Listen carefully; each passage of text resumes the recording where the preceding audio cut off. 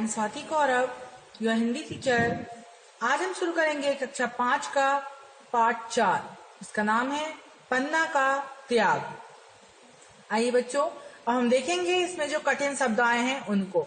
सर्वस्व, संरक्षक, विश्वासी, संकेत, व्याकुल, ये शब्द वो हैं जो इस पाठ में आए हैं और ये कठिन शब्द हैं।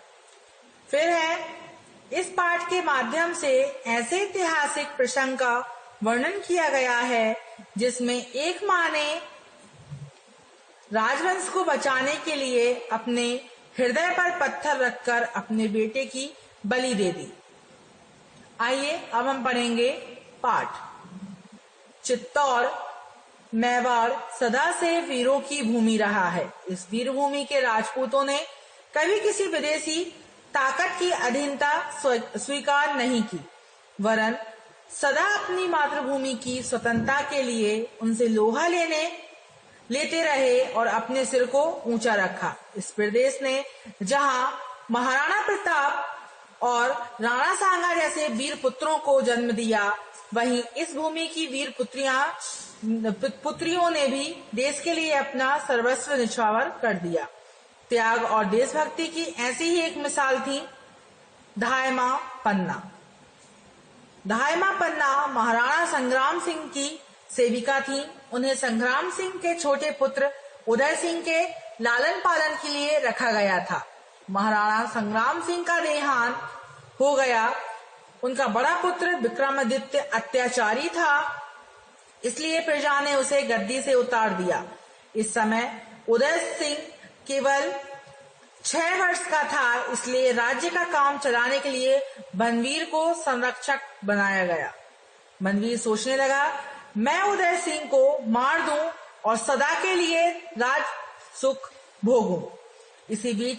इसी विचार से उसने एक रात पहले विक्रमादित्य को मार दिया और फिर वह उदय सिंह को मारने की योजना बनाने लगा। किसी प्रकार इस बात का पता उदय सिंह की धायमा पन्ना को लग गया। उसका अपना भी एक पुत्र था जिसकी आयु उदय सिंह के बराबर थी। राजवंश को बचाने के लिए वह अपने बेटे का बलिदान करने को तैयार हो गई। उसने झटपट एक विश्वासी सेवक के साथ उदय सिंह को वीरा नदी के पार भिजवा दिया और कहा कि प्रतीक्षा करना, मैं शीघ्र ही आ रही हूँ। अब उसने उदय सिंह के कपड़े और गहने अपने पुत्र को पहना दिए और उसे राजपुत्र उदय सिंह के स्थान पर लिटा दिया।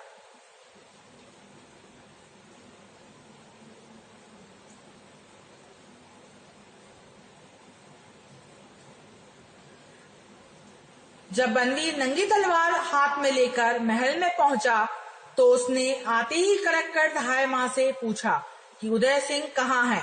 उस त्याग की मूर्ति धाय माता ने बिना हिचकिचाहट के पलंग की ओर संकेत कर दिया। उसके देखते देखते बनवीर ने उसके पुत्र के टुकड़े टुकड़े कर दिए और कहा कि जाओ, इस सब को जला दो और सदा के लिए मेरी आंखों से दूर हो जाओ। वह वीर धायमा अपने हृदय पर पत्थर रखकर यह सब देखती और सुनती रही। इस प्रकार उसने भावी राजा के जीवन की रक्षा के लिए अपने पुत्र की बलि दे दी। वीर धायमा पन्ना देवी, धन्य है तेरे माता पिता जिन्होंने तुझ जैसी पुत्री को जन्म दिया। इसके बाद त्याग और बलिदान की मूर्ति वीर माता पन्ना देवी ने अपने बेटे का शव उठाया और महल से बाहर आ गई। अपने हाथों से उसका अंतिम संस्कार किया और नदी के पार पहुंच गई। वह उदय सिंह को साथ लेकर एक एक सरदार के पास गई, परंतु बनवीर के भय से किसी ने भी उसे अपने यहाँ रखना स्वीकार नहीं किया। अंत में वह एक सरदार आशा साय के पास गई। वह भी कुछ सोच में पड़ गया।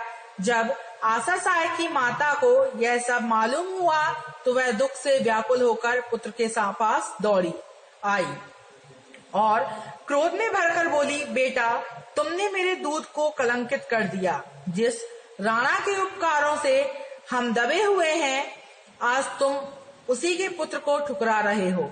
जन्मभूमि की स्वतंत्रता के लिए जिस वंश ने अपना सर्वस्व लुटा दिया, उसी कुल के दीपक उदय सिंह को सहारा देने में डरते हो।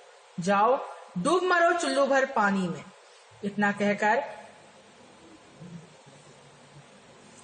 वीर माता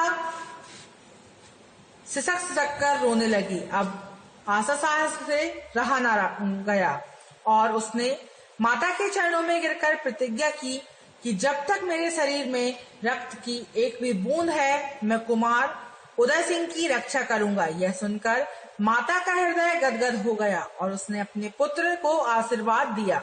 उदय सिंह का बचपन सरदार आशा शाह के पास ही बीता। 16 वर्षों के बाद चित्तौड़ की जनता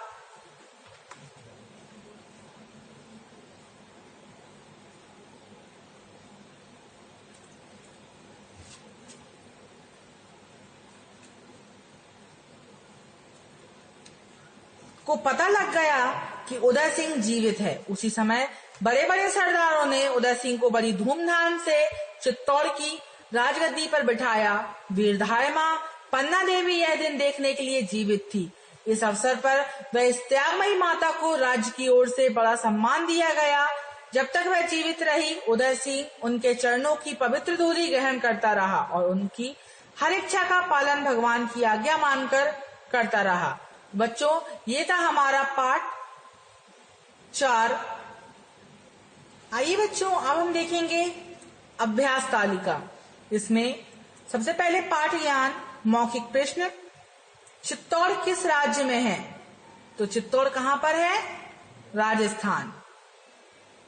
इसके बाद दूसरा प्रश्न, चित्तौड़ के 2 वीर पुरुषों के नाम बताइए। तो चित्तौड़ के 2 वीर पुरुष कौन कौन से थे? महाराणा प्रताप सिंह और राणा सांगा। प्रश्न तीसरा, बनवीर कौन था? वह क्या चाहता था? बनवीर संरक्षक था और वह चित्तौड़ का राजा बनना चाहता था। चौथा प्रश्न, धायमा पन्ना ने उदय सिंह के बदले किसको लिटा दिया था? किसको लिटाया था धायमा पन्ना ने? अपने बेटे को। लिखित प्रश्न, सही उत्तर पर सही का चिन्ह लगाइए।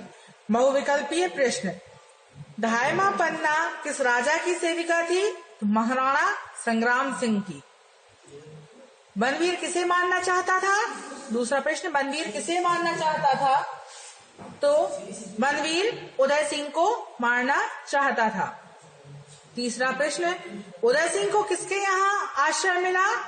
उदय सिंह को सरदार आशा शाह के यहाँ आश्रय मिला।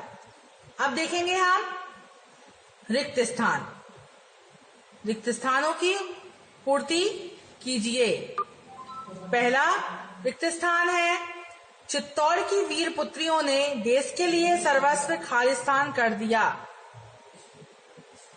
चित्तौड़ की वीर पुत्रियों ने देश के लिए सर्वस्व निछावर कर दिया। क्या आएगा खालिस्तान में? निछावर। दूसरे खालिस्तान में क्या आएगा? दूसरे खालिस्तान में क्या आएगा? अत्याचारी। दूसरे खालिस्तान में अत्याचारी आएगा। तीसरे खालिस्तान में आएगा संरक्षक। राज्य का काम चलाने के लिए बनवीर को खालिस्तान बनाया गया, संरक्षक। चौथा खालिस्तान है, उसमें क्या आएगा? वीरा। पन्ना ने अपने एक विश्वासी सेवक के साथ उदय सिंह को वीरा नदी के पार भिजवा दिया। पांचवें खालिस्तान में क्या आएगा?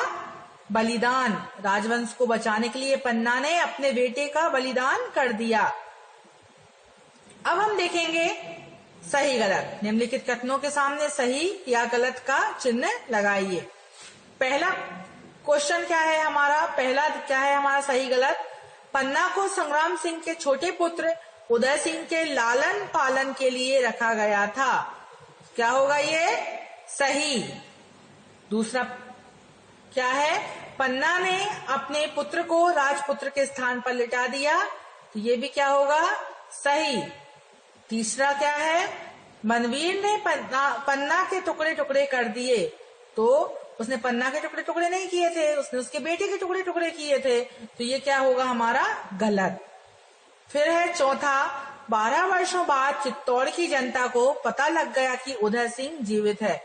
12 वर्षों बाद नहीं, कितने वर्षों बाद पता लगा था? 16 वर्षों बाद। तो ये भी क्या है? गलत है।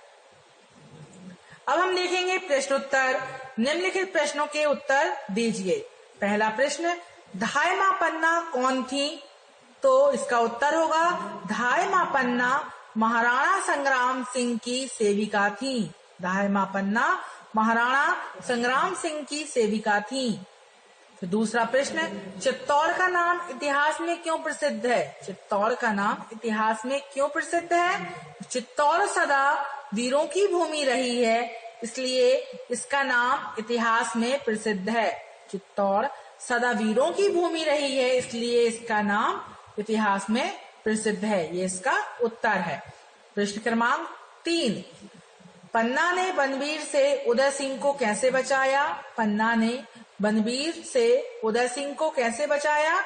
तो पन्ना ने उदय सिंह के स्थान पर अपने पुत्र को लिटा दिया था। पन्ना ने अपने पुत्र की बलि देकर बनवीर से उदय सिंह को बचाया। यह है हमारा तीसरा उत्तर।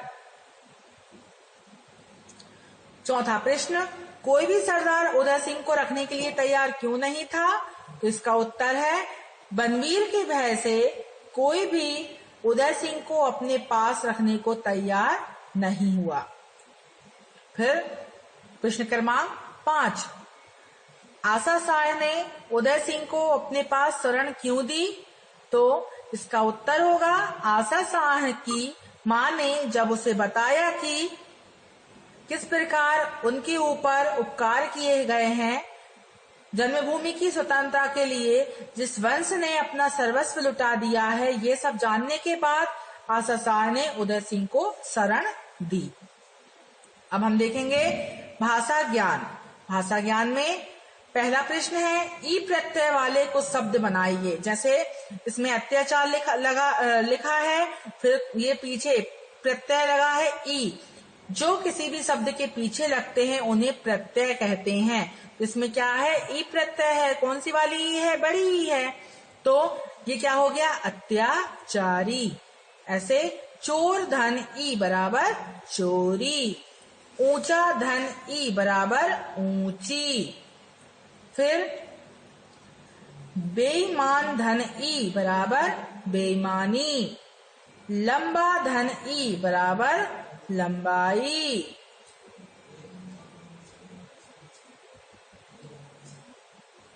सॉरी, ये लंबी होगा, लंबी। चौड़ा धन ई बराबर चौड़ी। उसके बाद प्रत्यय लगाकर नए शब्द बनाना है। तो इसमें कौन सा प्रत्यय है? इसमें अलग अलग प्रत्यय दिए हैं। ता है, ई है, इत है, ता है, ई है और इत है। ऐसे अलग अलग प्रत्यय दिए हैं। तो स्वतंत्र धन ता बराबर स्वतंत्रता, अत्याचार धन ई बराबर अत्याचारी, जीव धन इत बराबर जीवित, अधीन धन ता बराबर अधीनता, कलंक धन इत बराबर कलंकित, विश्वास धन ई बराबर विश्वासी। बच्चों, अब हम देखेंगे प्रश्न तीसरा, जिसमें लिखा है शुद्ध रूप लिखिए। तो मातृभूमि, इसमें क्या लिखा है? मातृभूमि। तो ये रॉन्ग है, गलत है। ये मातृभूमि ऐसे लिखते हैं, तो ये लिखा है मातृभूमि। विश्वासी, ये भी गलत है, विश्वासी ऐसे लिखते हैं।